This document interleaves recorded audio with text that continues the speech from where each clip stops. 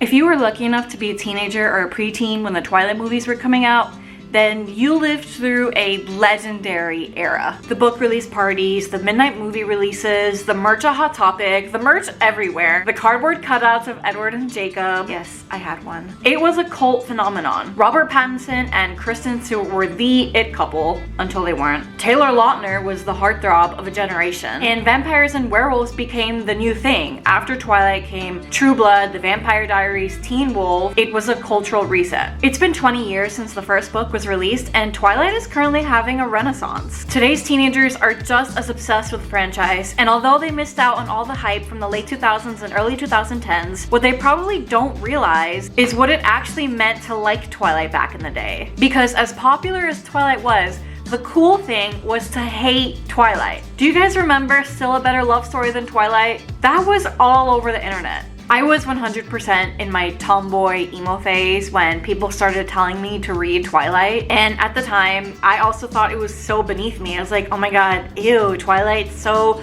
gross, it's so cliche, it's stupid, I don't like romance or girly things. They're not even real vampires, they sparkle, which is what everybody would say. And I don't remember what finally got me to read the books, but when I did start them and realized like, oh my god, wait, I like this, I would tell people I was reading them ironically, and I just read them to make fun of it because I knew they were so bad and I could never actually like Twilight. I was 11, telling people I was reading a book ironically because I was so embarrassed to admit that I liked Twilight, because that's what it was like back then. I remember I had a friend that would always tell everybody that during summer camp I would just sit in the corner and read Twilight and tell everybody how I was Team Edward and Edward was the best, even though I was actually Team Jacob, but besides the point. And I always felt like she was trying to embarrass me by telling that story because, again, back then, liking Twilight was embarrassing. Even Robert Pattinson was embarrassed to be in the Twilight movies.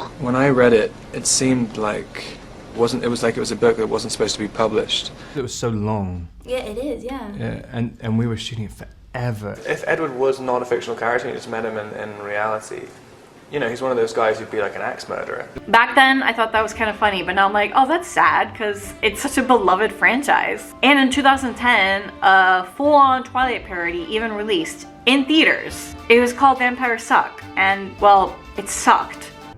I am a killer!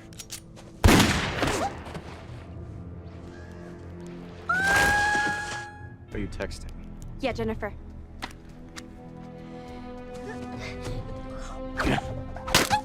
The Twilight hate train is fortunately something that has been lost to time. Teenagers today, you know, they missed out on all the fun, but as far as I know, are also not getting made fun of for liking Twilight. It's cool. The blue-green cinematography, Bella's wardrobe, the Pacific Northwest aesthetic, the music.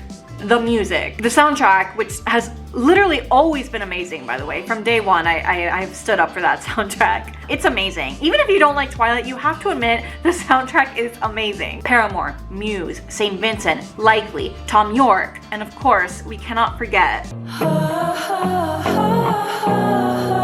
You cannot beat the Twilight soundtracks. I'm sorry. You cannot beat them. Even though when I started liking Twilight, I was embarrassed. Like most people were. A lot of people were embarrassed to admit that they liked Twilight. I abandoned that shame eventually, and I fully embraced being a proud Twi-hard. That's what we used to call ourselves, Twi-hards. I don't know if that's still a thing. It's probably not still a term that anybody uses, but that was what we called ourselves. And my friends and I, we were so into it. We went to the midnight releases, we went to the book release parties, and I remember dressing up. People would wear like pins that would say Team Edward or Team Jacob. I remember my cousin would always say Team Switzerland because she was in the middle. I had so many Twilight shirts. I still have so many Twilight shirts. We wore the jewelry with the Cullen crest on it. I had so much of that. And I had a Jacob cardboard cutout that everybody took pictures with at my 13th birthday party. You had to be there. I'm telling you, you had to be there. And that was such a core part of my childhood. It also makes me kind of sad because I don't know if there's any modern day equivalent of that very iconic teenage experience. You know, like there aren't really book release parties anymore or midnight movie releases or kind of teen heartthrob crazes like there were 10 or 15 years ago. And I'm so grateful to have experienced it because it literally shaped me as a person. I am so into vampires and gothic romance now. It's a core part of me. My boyfriend literally threw me a Twilight themed Valentine's Day dinner this year. We watched New Moon, we had bloody cocktails, we ate pasta. Italiano for Bella.